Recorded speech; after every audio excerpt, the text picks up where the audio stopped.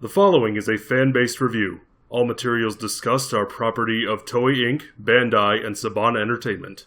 Hello everybody and welcome to another episode of Tokucast Reviews. It's time to go back to where we started. Just realized... Start here? No, we started with Kamen Rider. Oh, yeah. No, we didn't. We started with Battle Fever. One of the other greatest shows ever. You shot the heart, didn't you? You stabbed the heart, didn't you? Anyway, to those of you who haven't watched that review, getting the flub out of the way early. To those who have not watched the Battle Fever review for that glorious scene, please go watch that. One of the funniest lines ever spoken in Sentai. Anyway, but today we're here to talk about Kamen Rider Kuuga. We're back to Kamen Rider. Thank God. He's so excited. I can only take Sentai for consecutively so much. I can watch them all. I watch a lot of Sentai and Rider back to back.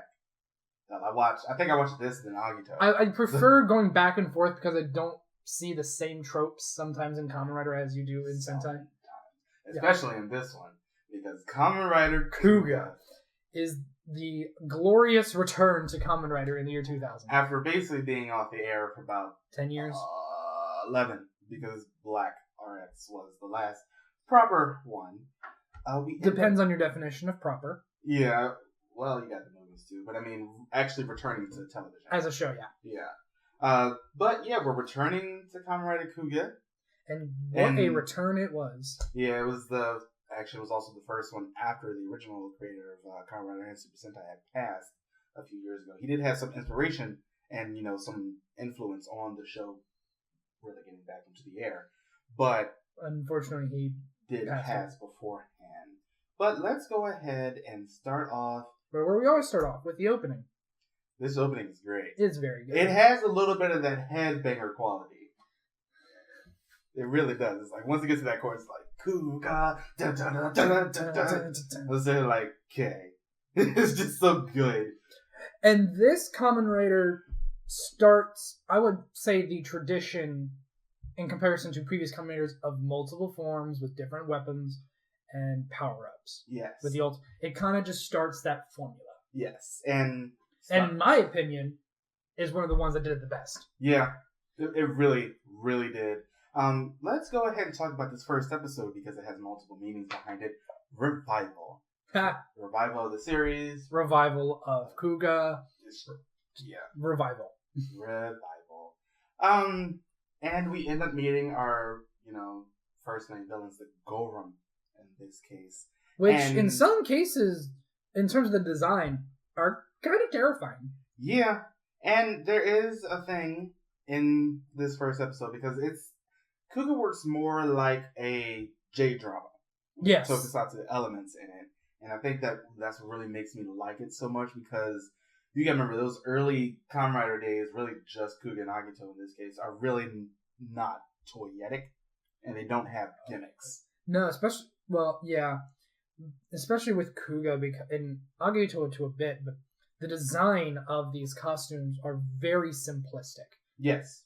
Which is a good thing, in my opinion. And the way that we end up starting off this show is when we start off in a tomb where basically a team of archaeologists are uncovering a coffin. Or I guess a sarcophagus in this case. Either or. And it breaks open and something comes out of it. After 10,000 years I'm free! Thanks, Rita. It's pretty much the same thing though, except it's not a dumpster. Also, there's a lot more murder. Yeah. This show is rife with murder. It's nothing like we get nowadays when people just, well, at least in X8's case, they die, but they end up doing it by disappearing. No. Blowing up, or, disappearing, blowing up, but not, or just something really done out of view. As opposed to this one where it's, Jesus. It's not Agito levels of holy shit, but we'll get there. Yeah, they do it much more carefully in this case because they end up treating this Kamen Rider a lot more towards teenagers.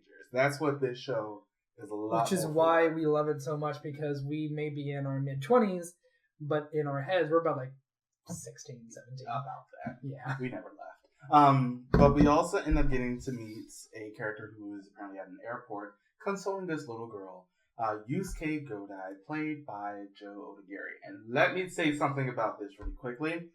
You know there's something named after Joe Odagiri? What's that? The Odagiri effect. It's an actual thing. It has a page on Wikipedia. Let me read off the Wikipedia article. Thank you for saving me the time. The Odagiri effect is a television phenomenon in which a program attracts a larger than expected number of women viewers because the program stars attractive male actors or characters. It is named after the Japanese actor Joe Odagiri, who starred in the 2000 Tokusatsu show Kamen Rider Kuuga. So, Doctor Who. Matt Smith seasons. Well, David Tennant. David Tennant too, but it was more a thing the Matt Smith thing. But we are getting way off. Yes. That is very fascinating, actually, the Odagiri effect. I'm trying to think of other shows that have done that. Agito. Really? They tried to recreate it. It didn't work nearly as well. But his hair was so wavy. 2000s. Yeah. Because you gotta remember, like, the first 4 seasons all had the same hairstyle. 5 seasons all had the same hairstyle. Pretty much until Hibiki. Yeah. Well, no. Hibiki's didn't. Yeah, that's the point. He had a very short cut. Okay. But yeah, the Odagiri effect. That's a thing. I thought that was just amazingly fascinating. Yes. But there is something like he ends up trying to trick the police. Mr. Godai does. He ends up trying to trick the police to go help out inside the archaeologist dig after everybody in there had died. And one of the police ends up coming in there. Because that's a smart idea. Yes, and we end up meeting another policeman here, Kaoru Ichijo. We're going to talk about him a lot more at the end, but this man is basically the second writer of the show. Without having getting a suit. Yes, and props. Yeah, guy is great. We're going to talk about him a lot more at the end. We do end up getting to see Godai meet a lot of his friends. We end up getting to see him meet Sakurako Sawaki, who was a female, basically like a translator archaeologist at the college near where Godai lives in Tokyo. We end up getting to meet Uncle, who's the shop owner that Godai basically was staying at. One more thing. Yes. There's a lot of characters in this show, but a lot of them are tied together. So a lot of their stories end up intertwining, and that really ends up helping keep track of everything. Really? At least at some point. Nobody has their own separate story, which is really helpful. It really all, converges really on Kuuga. That's how they all end up knowing him. And you end up getting to see that a lot more. I watched the episode 49 Yusuke this morning, where some of the characters that really had not interacted end up getting together. And I love that. I think it's great. A few episodes, and I'm going to end up mentioning this now, and then I'll go back to exactly how he's getting his powers. Sakurako has a co-worker, Gene, who is a main white guy character in the Tokusatsu show. Sorry, Gene brought some PTSD moments. Yes, he is. His name is French, but he speaks English. Sorry. College was not a fun time for me in cases. Moving on. But yeah, he's really a main character. I think that's amazing. We really haven't had, a character with another nationality outside of Japanese be a main character since, ever? 5, technically? With the black guy. So, and he was just a monster of the week, more or less. But yeah. Wasn't there a black monster of the week in Wizard? Yeah. He was the Cake Sith. But yeah, coming back to Kuuga, and in the first episode, when he's going to help out in the archaeological dig, Ow. Sorry to interrupt. Go ahead. We end up seeing that when he ends up trying to trick the police for going in there, and Ichijo ends up basically catching him, there is a person carrying a belt out of the building. And Miss Sakurako herself was translating the various inscriptions in the language of the Gurongi, in this case, as they end up coming out of the archaeological dig. At least she was before everybody in that team got killed. But we also end up getting to see that, where the monster ends up coming out of the caliphate and just slaughters everybody. He's the main villain. Well, really, he's the final villain. This show doesn't really have a main villain. It's much more a villain faction. Yeah. And I think that's great. I like the fact that we don't just end up having to focus on one person, and then, these monsters of the week don't matter. The monsters of the week in this show really do matter because they have a goal, and they constantly end up trying to do it. not only did it feel like a J-drama, it felt like a crime drama with some of these cases because because of the monsters of the week were killing people, and they had, motives, or they had MOs. They only targeted certain types of people, and it was trying to figure out what that MO is, the connection between all the victims, and then tracking down the monster. It felt like watching an episode of like Criminal Minds or CSI. With Kamen Rider. With Kamen Rider. Which, first off, that's amazing. That's what we want to drive to be. Yeah. And it came up short. But in this case, it did not. It did not. It really, really worked for this. And I love watching Kuuga just because of the fact that it's one of those shows where, like, once you end up getting later on and they end up having, like, that main, just villain or group of villains or something, and they just end up having random monsters of the week go out and attack, like they did in Drive. It's so easy to marathon Kuuga as a whole instead of doing something like that. And that works for this show on really just a very, very different level than what we've gotten before.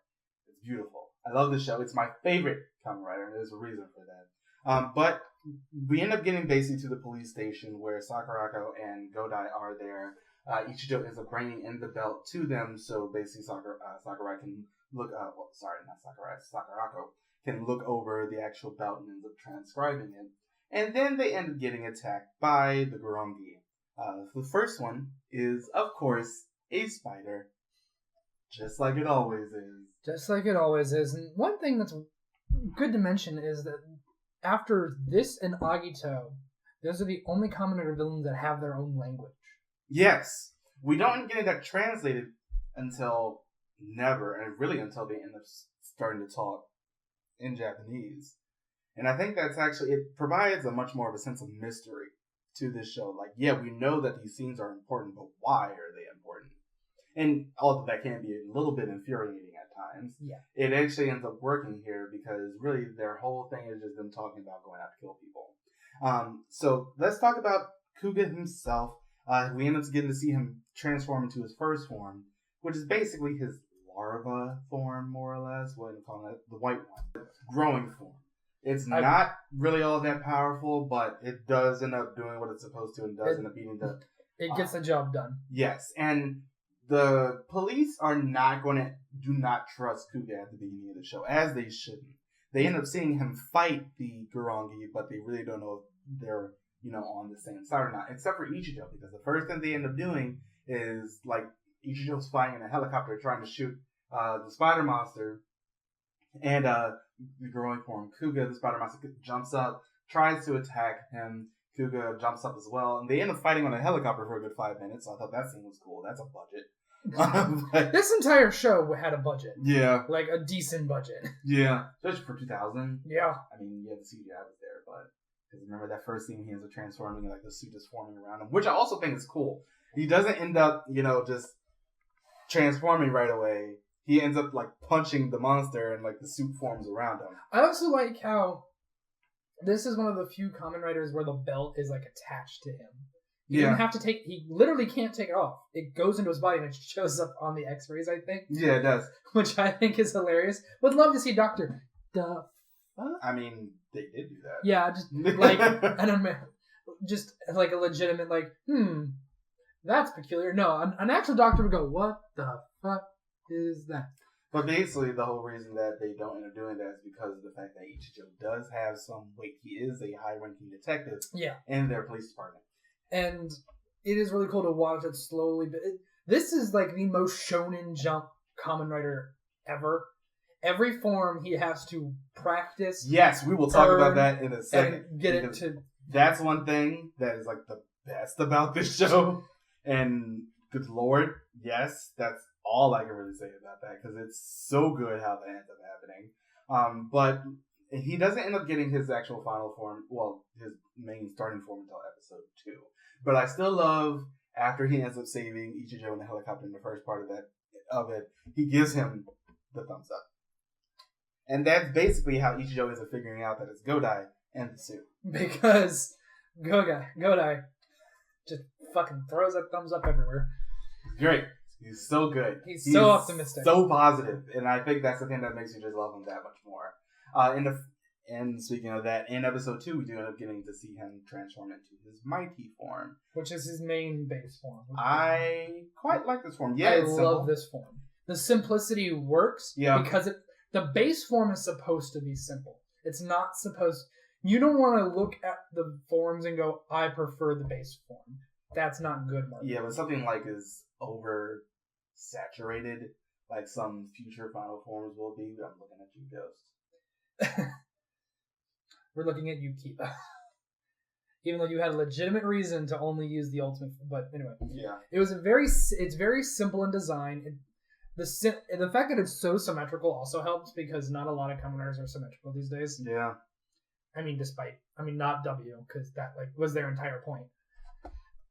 And also, even with the slight changes he'll get when he becomes like the superpower of Mighty Form and all of that. Yeah, because like the first 8 episodes or so are just showing the various forms that he ends up getting through the show. He gets Mighty Form, Dragon, Pegasus, and Titan being the last one that he get.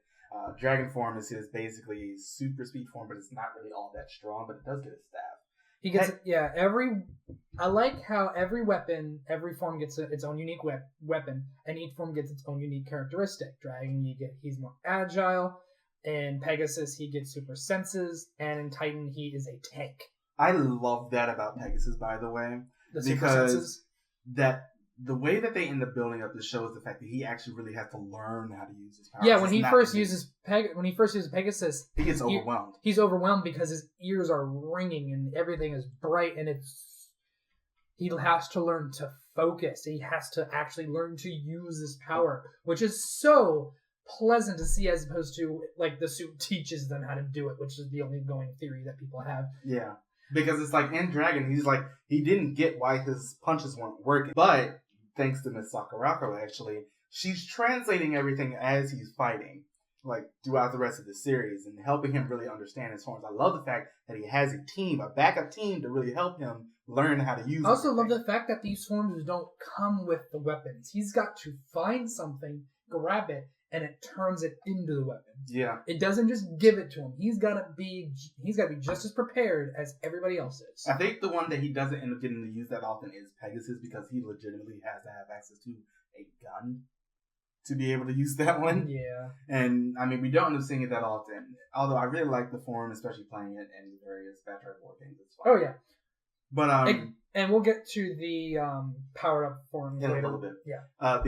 But once again, just the simplicity and the symmetry of these designs and the color schemes just works. Yeah. And it's so pleasing to me. I think one of the best things about the show is just not just because of the fact that, it's very simple and the way that it's actually designed and how it's shown to us, is the fact that even though the show does have background characters who aren't Kamen Riders, we end up learning a lot about them. Like Kita, who we don't end up meeting for a little bit. If only Wizard looked up this and read those notes. Yeah, because Kita is the one who does a lot of the scientific work for the police department.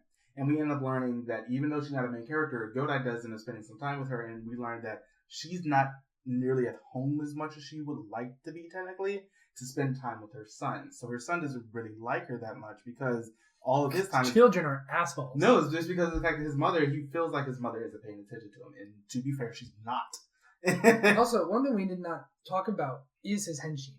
Yes. Which is very simple, and I love it. One, he summons the belt from out of his abdomen. We get a very...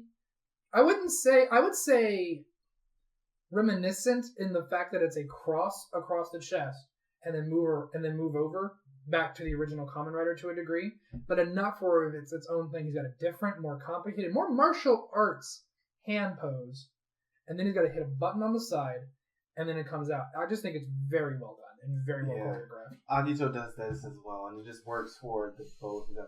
Also, I really have to talk about this now because it was the first episode they end up fighting the Bat-Grongi, who shows up a lot throughout this show because he doesn't end up getting killed, but he's treated like a bitch by the rest of them, and I think that's hilarious. But there's that scene where Ichijo is just like laying on Joe on the top of the roof, and they're just looking at the sunset together. I'm sitting here like, now this is where the effect is coming from. Because the Fujoshi's love this show because of this. It's so true. But I had to mention it. I thought that was just a scene that was just like, okay, I know where this show is going, and I already love it. But moving on just a few episodes in, we end up getting his bike, the first one at least. He ends up getting 2 bikes in this show. His first bike isn't bad. The Tri-Chaser.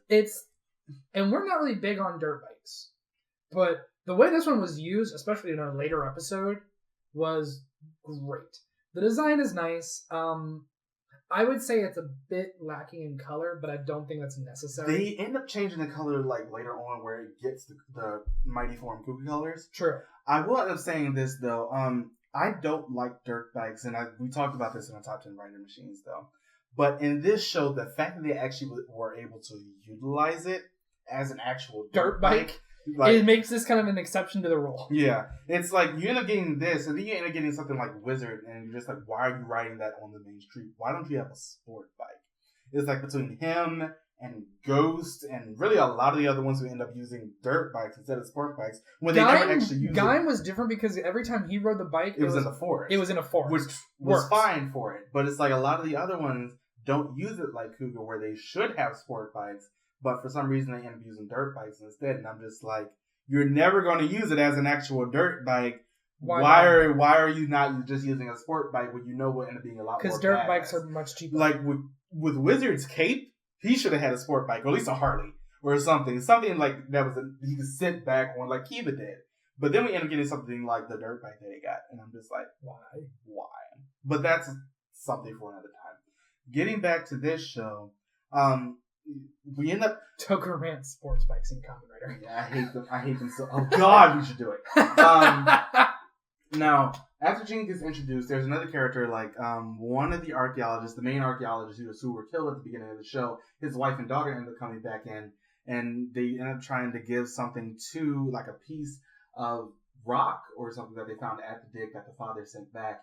But the girl feels like no one is actually caring about her father because a whole bunch of other things are happening.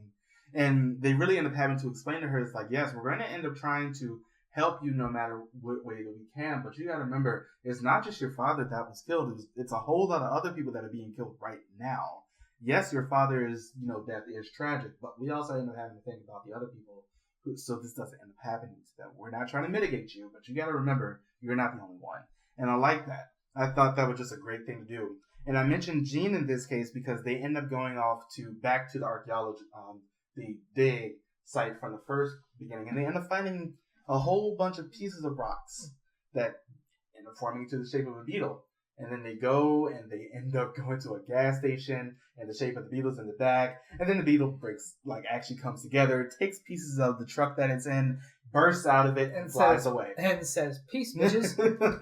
Just like, yeah, okay. It's called I can't remember the name of it. It bothers me. But it's basically they call it horse armor in the show during the actual translated portion of that episode. Mm-hmm. And then it ends up forming onto the bike. Which gives us kind of the second version of the Kuuga bike. The first one, anyway. Yeah. And I don't mind it. Yeah. I feel like the color scheme goes so much better with like his final form than it does any other form. Yeah, it's called the Go because of the black and gold. But overall, I think it's a good design. I feel like I feel like it was underutilized in comparison because it's basically CGI. In fact, that they wouldn't make it. And those tusks on the front, I want to call them tusks. I know they're horns, but they look like tusks on the bike. They're heavy.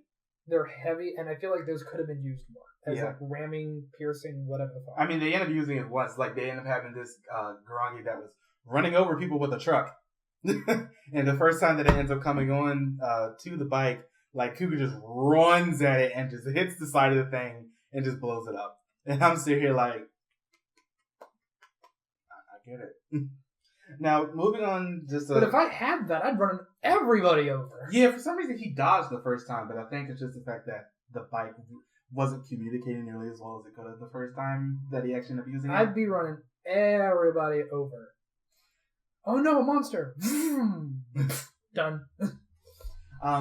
Now we do end up having to move in just a little bit because the team of Garangi, basically what they're doing, they call the people of Japan Ninto, which basically stands for translating to human from their language. And they're basically just playing a game, more or less, to kill people. Whoever gets the most victims wins. Yeah, and gets basically just a power up before Kuuga ends up killing them. Now, to be fair, this show doesn't have the victim of the week format. No. That is the biggest plus that this show, well, one of them, can give us. Well, it really doesn't have the victim of the week because each monster has more than one victim usually. Yeah. It's like they end up killing a lot of... Because the police in this one are a lot more reactionary. Yes, that's for everyone, but they're a lot more reactionary to the fact that they can't end up finding the Gurrangi. And I think that's a great thing about this show as well, with the police at least, because one, the police are useful. Oh, yeah. Like, they're extremely useful. And that follows over in Agito for an obvious reason as well. And in this case, like, they're constantly building up their arsenal to really be able to battle the Gurrangi. And they're not just sitting there just constantly shooting it. It's like, this doesn't work. Maybe it'll work this time. Wait, this doesn't work. Maybe it'll work this time. And then it didn't. But they're constantly, like, with Kita's help, they're, making new things, figuring out what the monsters are weak to, and, just making new weaponry for the police and to make them more effective fighting against the Gurrangi when, Godai isn't there. Because there is one episode pretty early on where Godai gets poisoned, and his belt does heal over time, yeah, but it takes a little bit. So there's a couple episodes where Yusuke ends up getting really injured, and it's really just up to the police to either stop or at least drive off the Gurrangi of the week in that case, to make them just go away. I love it. I think the fact that the police are actually seen as an effective force in this show really solidifies the fact that it's so different from basically everything after Agito. That's like the greatest thing about this show. Now, in around about the 20s or so, we do end up seeing that Godai is setting off like little sparks of electricity every once in a while, like golden electricity. I love this because he's so confused when it first happens. He's like, the fuck is this? Well, he doesn't say that because it's also something we didn't mention. The fact that his rider kick, and I'm not talking about his power, the fact that his rider kick is just an insignia on the bottom of his foot that makes people blow up, I think is funny. It just stamps them. Stamp. It's literally like a stamp. And then it just cracks and then they explode. But he's like, the golden electricity like randomly starts to happen. He ends up being very confused by this. And he starts to ask Sakurako about this. And she's like, okay, let me go ahead and translate this for you. See if there's anything in the actual translate that lightning. Yeah, please do. And she does, just like, yeah, it's basically, golden electricity is a power up for the Kuuga warrior, especially in this case. And the way that this ends up happening is like, it takes a few episodes because at the end of each episode, there's like the title card that's the color of the main form that he used in this one. Mm-hmm. And once the golden electricity starts showing up, there's like a light that comes behind the characters that's gold on top of the color that's already there. Now, he ends up basically getting the power-up forms in reverse of the way that he got the other forms in the first place. Because he gets Titan first. And then when he gets Titan.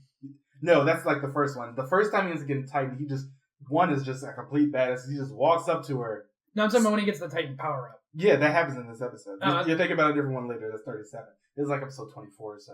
He ends up, like, he was losing to her beforehand, but then he ends up getting that power up. The sword changes, and he just stabs her. He's just like... Not to mention, the Titan power-up form kind of has the same, I'm super powerful, you can tell because now I have two swords. Because this is now Sword Art Online. I mean, it works. He just straight up walk through her. I love the way that he first gets the Pegasus form because he can't use it right away. It's not so much that his senses are updated, it's much more his power. But he and the monster, like the monster is flying, I think it's like an owl or a crow-based monster. And the owl shoots him, and all Kuuga can do is just hit him in the wing. And the owl rips off his wing and as he's falling, and then grows a new one for the next episode before Pegasus ends up actually having to, kill him that time. I love the scene too because he's just like, okay, I'm tracking you, and I shot you 5 times. So it's just like, I thought that was great. I also love the way that the monster ended up killing people that time because he just like, he's flying around and he just shoots a dart down and it goes straight through them and kills them that way. I'm sitting here like, oh, this show is all the things. He ends up getting Dragon a little bit later, and then he ends up getting Mighty Rising. Yeah, and with these power-up forms, for Dragon, Pegasus, and Titan, the color scheme changes to the secondary color, or at least in Titan's case, the secondary color became the primary color. Yeah. And the secondary color always being gold, which, first off, Titan looks very fucking royal. It really does. And everybody's weapon gets a gold, teeth-looking blade. Even the crossbow form does, which not exactly sure why, but I'm not complaining because it looks more intimidating. Yeah, it really does. There is a drawback to this though, and the fact that you end up really seeing Godai really, combating the power that he ends up having. Because the first time he ends up getting the Rising Mighty, that's when he ends up getting the 3-block rider kick.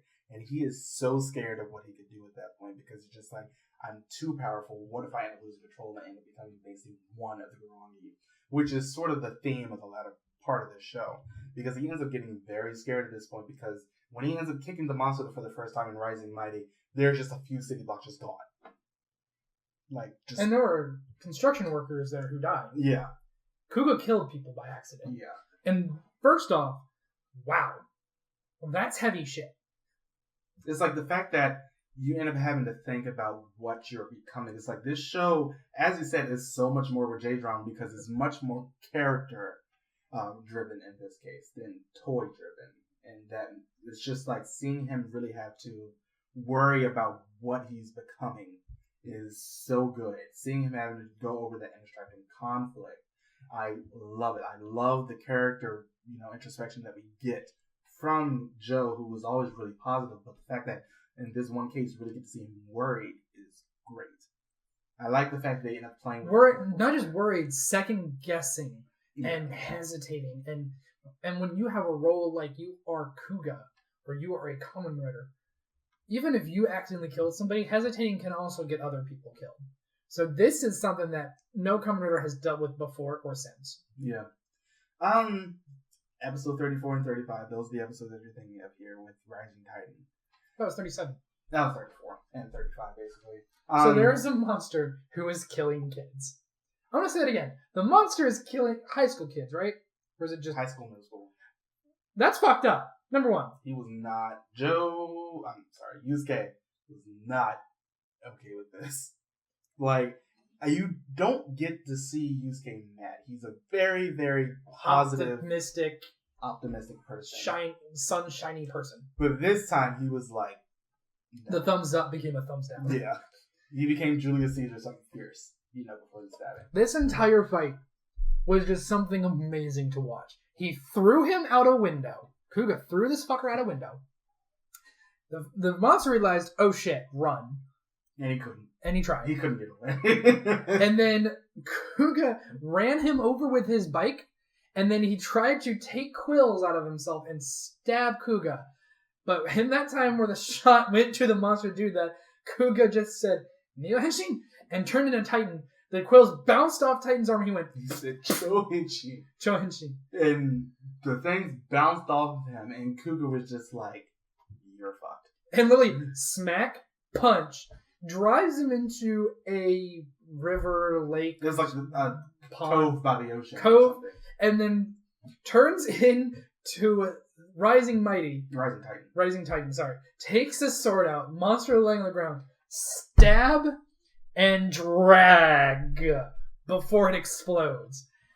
Sweet mother of Jesus Christ. This is when I knew Kuuga was going to become my favorite show of all time. Well, of Kamen Rider series at least.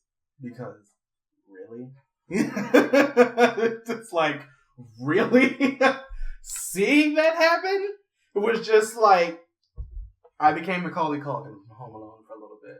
I had to pause the video, go like this, become owner, then Macaulay Culkin again. Then rewind. Look at it again, think about my life, and then go, okay. It was so good because it was just seeing him become really what he had feared to become, but the fact that he felt it was necessary in this case. I'm sitting here like, son of a bitch. You can't. Kuuga's scary. Yeah. He's like legitimately scary in this game. It's just like, what?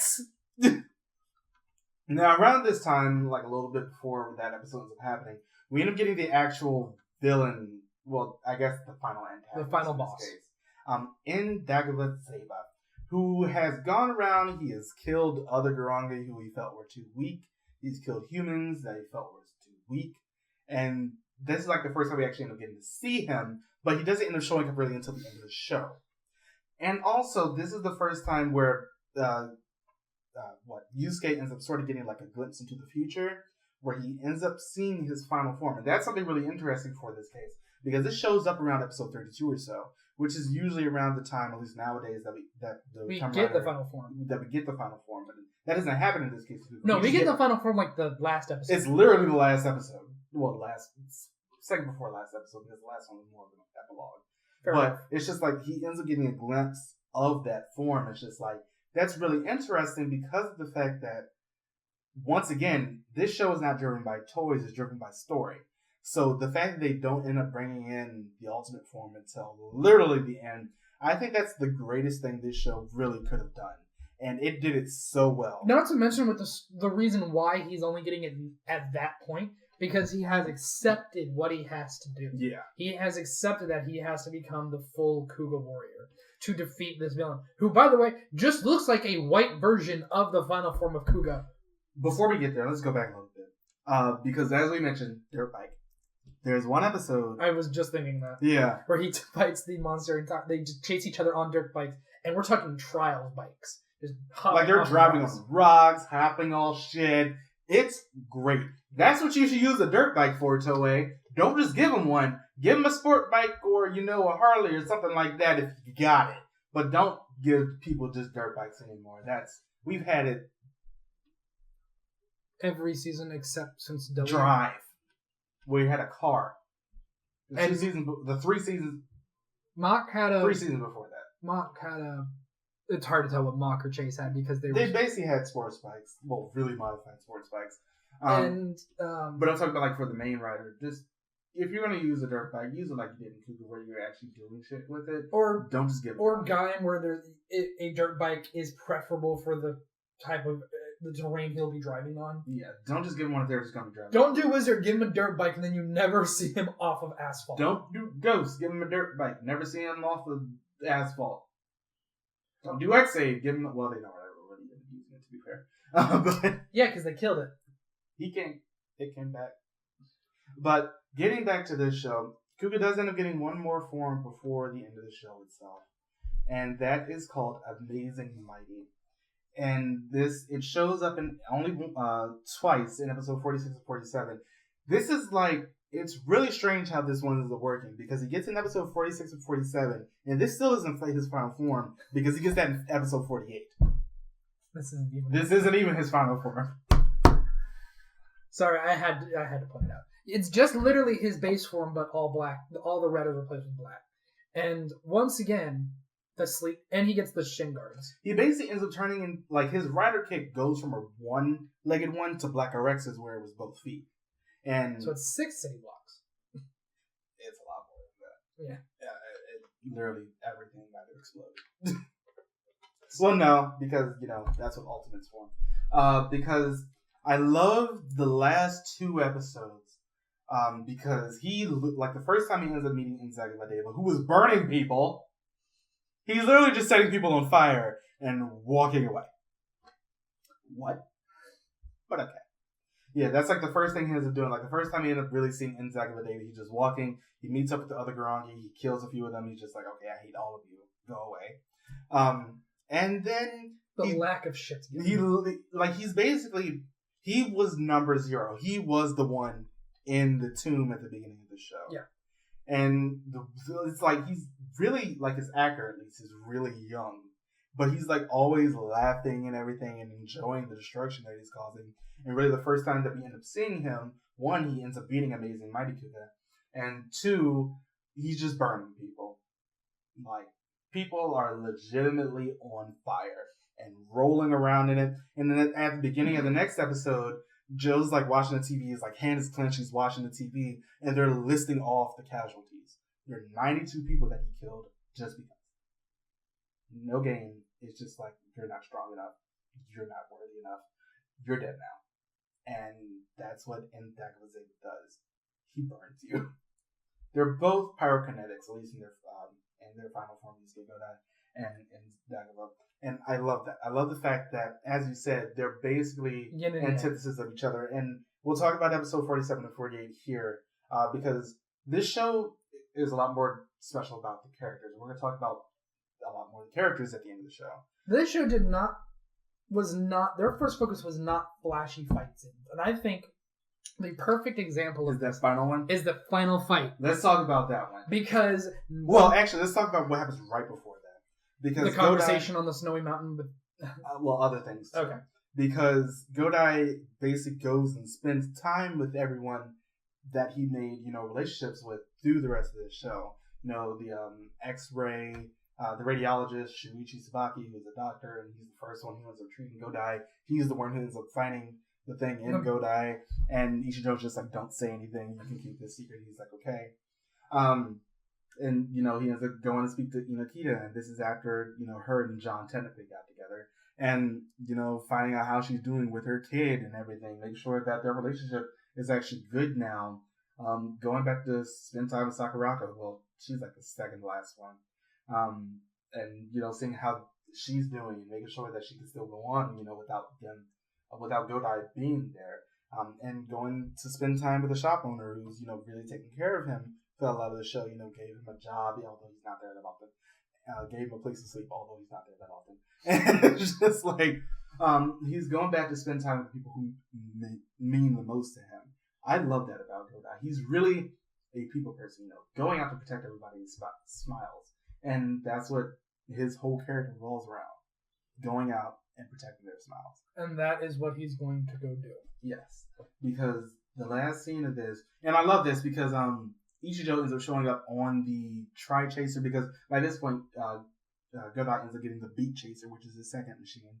And they both end up going up and riding up the mountain, because that's where Endagava told us that, to go meet him, to have their final fight. And I love this because this shows that even though Ichijo doesn't have a suit, he's on that bike. Mm-hmm. He is a rider, at least, if not by name, then by action. And I love that about this scene. And then they end up going up, having this conversation. It's Godai and Ichijo on top of the mountain.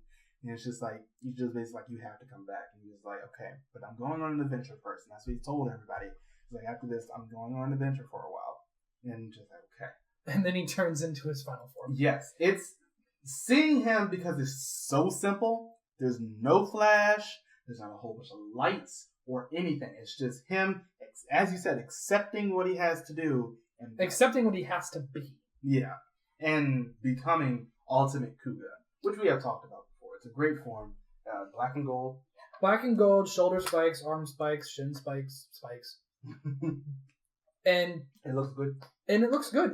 Notice that one of the major defining characteristics of where he is and his power is his horns. Yeah. He gets 4.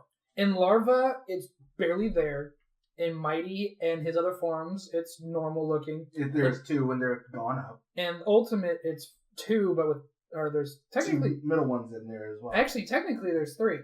There's 4. There's 2 big ones on the end, 2 halfway, and 1 in the middle. So it's kind of like his power level. I know, and he just literally, he doesn't even pose for it. He just turns into it and starts walking. Well, no, he does the Henshin pose, but he turns directly into that form. Yeah, he turns into Ultimate. Into Ultimate, and then he just starts walking to where he knows this is going to end. And now, in his previous dream, he saw this form, but it was all black, because by that point he had become mainly just a Gorongi. Yeah, there was but no. But in this one, no, there was no. His eyes were still black. Right. But because of the fact that he accepted this at this point, his eyes stayed red, showing that he was still in control and not just becoming. This wasn't a Gorongi. This was Kuuga. Yeah. And he walks to Dagobah. And they light each other on fire first. Shrug it off. That's the flashiest thing in this fight. All right, that didn't work. So let's just proceed to punch the fuck out of each other. Not even like blocking, just your turn, my turn, your turn, my turn. And this goes through the entire night. Because Kuuga's friend comes to see how he's doing at dawn, and they're still punching each other, and they're not in suit anymore. The suits are gone. There's a couple of scenes where it's like they're punching and like the fist goes across the screen and it's them out of suit and they punch again and it's them in suit. I love that. I think the cinematography for that portion was amazing because it shows that this is them, not just their suits. No, and he just sees, because out of suit, Jacob was like a 16-year-old kid. So he's laughing the entire time to beat the crap out of each other. Yeah. Like by this point, by the time that Ichijo comes up, the ground around him is pink in the snow. Yeah, it's almost like a ring. It's just punch, and they're just still going. And the fact that that's the entire fight is just them standing feet firm, punch, punch, punch, just shows that this was not a Kamen Rider about flash, about selling toys, about special effects. A lot of his fighting style to us, especially in Mighty, you see this a lot more as a brawler. It's like, yeah, there are some martial arts capabilities in there, but it feels a lot more like a brawl. Because he doesn't know how to fight. That's the thing. When normal people who aren't trained in martial arts fight, they just brawl. They just punch and block, and they're essentially boxing with the occasional kick. But this time, it was just Fight Club levels of brawl. Two men goes, 2 men enter, one man leaves. And it's the most amazing thing. Like, we're so used and desensitized nowadays to the final fights where they're just like, a whole bunch of flash, or like in Ghost's case, terrible. But in this one, it's just like... I love hearing the haters bitch when you yell about Ghost. It's true. But it's just like, in this fight, is literally just them punching each other. And I love this. I think this is like the perfect way to end this show. Absolutely. It's like, because as you said, there's no flash really in this show that much at all. And then we end up getting something like this, and it's just them beating the shit out of each other. And it's so, like, you feel the tension and, like, the drama. Not to mention, usually when the final fight is over, the villain, curses the heavens, curses the Kamen Rider, blows up, and he de-henshins to see himself also beaten, battered underneath, but not as much. But this one, the kid just kind of falls over. And dies. Because you beat him to death. There's no flash about it. You just beat him to death. And it's like, the way that Indagawa was, as I said, he was laughing the entire time because he finally got the fight that he wanted. He treated everybody else as so weak, but then he found his equal and really his better at the end of this. And, only barely. Yeah. And then just died. And I'm just like, this is how I wanted this show to end. Like, exactly like this. There couldn't have been any other way for this show to end. It was perfect. That was the perfect ending to the show. And I love the fact that Ichijo, because Godai is on the ground too at the end of it, and Ichijo is like cries out his name, and then they end up flashing, and that's the end of the episode. And then we end up getting to episode 49, because episode 48 was called Kuuga, episode 49 is called Yusuke. And I love it because we end up getting to see these various scenes of somebody on the beach. You know it's Yusuke, obviously. But you never really get to see his face until the very end of the actual episode. Because a lot of the time you end up spending time with Ichijo and the other people whose lives were enhanced or enriched by Yusuke's presence. And the fact that he was a character who could enter somebody's life, having to deal with all of this shit, and leave, and their lives are better for it, says a lot about this character. And I love the final scene because I think he's in America because there are multicultural children around him. There's like a white kid, an Indian girl, black kid. It's Yusuke. He probably partnered with Edgy in some project or UNICEF. Anyway, I was talking and Edgy was a part of it. That's what happened to the black girl, and it was all the missiles going off. Rip. But the fact that he could just leave, and no one's like, people miss him because of what he's done. Not because he was the Kamen Rider who made their boring lives less boring, like they were in Wizard or like they were in any other Kamen Rider. But because after his presence was gone, something was missing from their lives, not just the action. The person was missing. Yeah. It really ends up showing here because, as we said, Ichijo was technically the second rider of this show. We're talking about as I said, him more at the end of the characters, but we got to see him basically taking over Godai's spot because Godai has a sister who's a preschool teacher. He spends some time with her throughout this, and Ichijo basically ends up taking over that at the end, is making sure that she's still okay.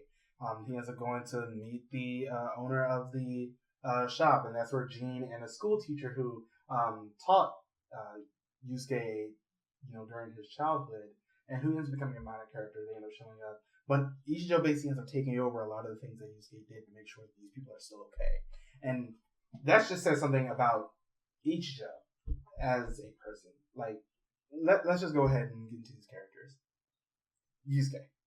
One of the best main characters we've ever gotten in the Kamen Rider series. I love his positivity. It's like, that's really what I want. Like, yeah, I love... And the reason they made him such a positive character is because they knew this whole 3-rider kick thing was going to happen, so they could just tear it down. And they knew that's why they did it. And Jesus Christ, did it work. It's like, we end up getting something like this, and it's consistently amazing with him, just seeing him interact with all these people and, constantly giving the thumbs up and to the make smile. sure they're happy. And the thing is that there are characters like that in other shows, but he's not obnoxious about it. That's the thing. It's like, yeah, I love my asshole characters like Tsukasa and Tendo, but I have such a soft spot for Yusuke because it's real with him. It feels real. And I think that's the best. That's another thing about Kuuga. It's one of the only Kamen Riders when you feel like the person who got the belt is somebody that you can relate to other Kamen Riders, but somebody who acts the same way you would. Yeah. Or reacts to the situation, or does the same decisions that you feel like you would in that. It's true. Everybody else becomes that typical main character as soon as they're done. He still seems like a normal, just everyday guy. Yeah. Who's stuck in this situation. Well, I won't say stuck, but... He accepts the situation for what it ends up becoming because he knew at the end that he might not come back, and that's why he went to go see everybody. The only Kamen Rider main character I can think of, I'm not even saying he came close, but only tried to come close, is Gaim. And that's not even by much.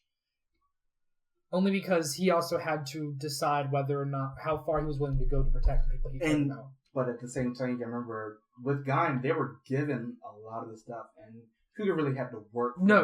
That's why I said it's barely a comparison. Barely a comparison. But that's the problem. We haven't had anybody who can be comparable to Kuuga as a character or as a story or as an experience. Yeah. Because watching Kuuga is an experience because you feel like you were learning Kuuga with him. Yeah. It felt just so different. Like going on the journey with him. Journey to the end of the show and just, he actually ended up having to leave after coming back from one adventure at the beginning and setting off another at the end. Which is what he does. And I thought that was great. It's so good. We kept talking about him. We have other characters we need to talk about when we go to Ichijo. Yes, who's secondary rider without a suit. I felt like same thing. We should have put him on our secondary rider list. He didn't have a suit, but damn. Yeah, he didn't have a suit, but damn. The problem is it's been so long since we've watched Kuuga, we forgot how much of a secondary rider he's number 0 at this point.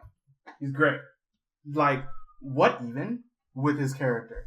Like, he never had a suit, but he took down one, like, the main female Granki that was like giving the power up or like unlocking their ability to play the game. Mm-hmm. But the show, he shot her at the end and killed her. So we assume she fell into a river. So she doesn't come back, does she? No, she doesn't. Then she's dead. Yeah, we'll just go with that. But it's been 17 years. Yeah, she's like he constantly went out and did a lot of his stuff by himself. He went out and did investigations. Made sure that it's sad when he's a better secondary rider than riders like with actual suits like Beast, Spectre, people who could do shit but somehow didn't, and he didn't have a suit. And he did more than they did. It's true. It didn't involve mayonnaise, motherfucking Beast. Son of a bitch. But yeah, it's just with Ichijo himself. It's like I loved him as a character. I loved him. Was there a character you didn't like in this show? And I'm talking about as a bad character didn't like, not as a like, oh my god, why the fuck did you kill 93 people just cause didn't like? No, I liked everybody in the show. It's like we have Sakurako who was doing all of these. Can we say that about any other Kamen Rider? There was not a character we didn't like. Ryuki, I liked everybody in that. I thought they were fun. That's Ryuki though. There's people I didn't like in Ryuki. Moving on. But There was also some people who weren't around long enough for me to make an opinion on them. But it's like, Ichijo, I mean, what can you really even say about this character? What can you say about any of these characters? It's Other like- than, holy shit. Everyone is useful. Everyone has done something, has contributed to this show. Has at either some contributed point. to the show or contributed to the story or contributed to Kuuga. Period. What happened? Toei, what Toys. happened? Toys. Toei, you better get your fucking ass in gear. This is bullshit that we. That wave is fun. But seeing him is just like we could talk How do we rewatch this? for a very long time. It's like, yeah, we have a lot of characters like Inokita. We get to see her and John and them getting together more or less at the very end of this show. We get to see the uncle, still has his shop, and his niece who had some crush on Godai that went absolutely nowhere because Godai is Gone. and other things. I think also just very, very oblivious. But Aren't all main shonen characters? I mean, you can say the same thing about Ichijo, though. Although he knew that other police lady liked him, but he was just like, yeah, no. But like, isn't that just the trope of main shonen characters? They are oblivious to the people who admire them. Yeah, I mean, more or less. Name one main character in a shonen manga or shonen anime where there's a female character who has a crush on them and he is aware of it. Yusuke. Not this one from Yu Yu Hakusho. I thought they were actually together. My point. That's the fair enough. But this, Fair enough. what can we say about Kuuga that we already haven't? It's an amazing show. If you haven't watched Kuuga, you'll need to fix that. Immediately. This show is, turn this video off and go watch all of it. and go watch all of Kuuga. It- We'll wait. Put us on pause. Come back in 2 weeks when you're done. You back yet? All right. Great, right? Anyway, this show is, It's so different. And I think and that's that's the problem because they won't go back. They won't go back to a story like this. One, it's very, very brutal. Extremely brutal. It's and 2017. They made this one not for kids, and the way they ended it, especially with the Odagiri effect, where it ended up becoming for women in their 30s. It's like they made this show so different from anything that really, even though Agito tried to do this. Agito, but it didn't have the same character. That's the problem. In terms of the brutalness, Agito met par. Yeah. But in terms of the characters characterization and the story, you can't. This is Paradigm. This is the perfect example of how a story should be in terms of characters. And it's really weird because of the fact that Agito had better ratings than Kuuga. You know why? Because Agito Agito was writing on the coattails. was writing on that, and not to mention, Agito was, in terms of the suit and stuff, I just think it was more appealing to the eye to watch Agito in terms of the suits. Because no offense to Kuuga, but when you have Agito shining and all the good contrast of colors and stuff, it's just more appealing. But with Kuuga itself, it's my favorite of the Kamen Rider shows. Top 5. Easy. It's so good. It's like, as we said... In terms of characters I think and story, Kabuto is not Kabuto. Kuuga is number 1. In terms of characterization and story, Kuuga is number 1. It's... What else can you say? It's the fact that we got to learn about everybody. No one was there just for comic relief. You can say that sort of about the shop owner uncle, but at the same time, you sort of can't because he did give advice and bad stories throughout the rest of the show. But it's just he was there to serve a purpose. Sakurako was definitely there to serve a purpose. John was there to serve a purpose. Everybody had a purpose. Was there to show a purpose. And it's just it's so different from nowadays where you end up getting characters like Shunpei from Wizard or the monk from Ghost where they're useless characters. But we end up getting something like this and it's just everyone in the show had a purpose. Everyone had a point. Everyone meant something. And before you say anything in the comments section, I'm sorry, comic relief is not a purpose. No. That's a character. That is a character trait. Yeah, and especially when it doesn't even come off well. But what else can we say other than Paradigm, and that one E word that I can never say right? Epitome. Epitome. Epitome. Anyway. Hey, I didn't say epitome. But that has been our review of one of the greatest Kamen Riders that has ever blessed the television screen. Yeah, this show. Kamen Rider Kuuga. This show is. It was a beautiful start to the revival of Kamen Rider. It's what I want it to go back to. It's like, yeah, we end up getting drama-based shows more or less, like with Gaim and with X8 and the latter half of Drive. But at the same time, it's like But there are still characters in each of those shows that we either don't like, serve no purpose to the plot, or there's just something missing from them. And a lot of that is really tied into time and the fact that what Kamen Rider devolved into, which is selling toys. Yeah, it's like at this point, and with Time Ranger, which we are reviewing next, those shows didn't really rely on toys. Both of those really had stories. They did have stories, and each character, and we're getting to Time Ranger, each character had their own story, which were explored, which was not something you would get in a Sentai. And that's something we're so excited to review Time Ranger about, especially and do it in comparison. Oh, God. Which is going to be hard, because this is one of the Power Ranger seasons where they didn't change but so much. I mean, yeah, they're, exceptional differences, like blue, gender. You know what I mean? I meant in terms of stories. Yeah. Oh, God. But that's something that we'll end up getting to. But literally, if you haven't seen Kuuga, fix that. Yes. Anyway, that has been our review. As always, let us know what you think of Kuuga in the comments. Like, subscribe, follow us on Twitter, like our Facebook page. I haven't checked our Facebook page. Are we at 100 likes yet? Because I have no idea, because I haven't checked either. But let me check that, because if we're at 100 likes, we should probably do something. Do a thing. Like a Rantocast. A thing. Everybody loves your rants. Everybody wants you to rant about the newest member of Q Ranger. I don't have a problem with them. Yeah, let's just get that straight. He doesn't. I like that character. I like him more than Lucky, and that's not hard to do. By the way, we're still at 94. Damn it! 6 people. Come on. Anyway, but everyone's literally 7 people have asked me on Twitter, is Marcus going to rant about the Kid Ranger in Q Ranger, and are the water bottles safe? And unfortunately, the water bottles are safe in this case. He's not the worst character though, because he wants to help. And he has a motivation. He's not just a kid. The first time we saw him, he was literally trying to fight those monsters in place of the Q Rangers to protect them. He's not Ko. Oh God, you're so good.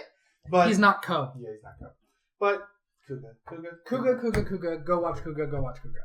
If you've seen it, go watch it again. Yeah, just do it. Just do yourself a favor. But that has been our review. We'll see you guys next time. Bye, everybody. Bye.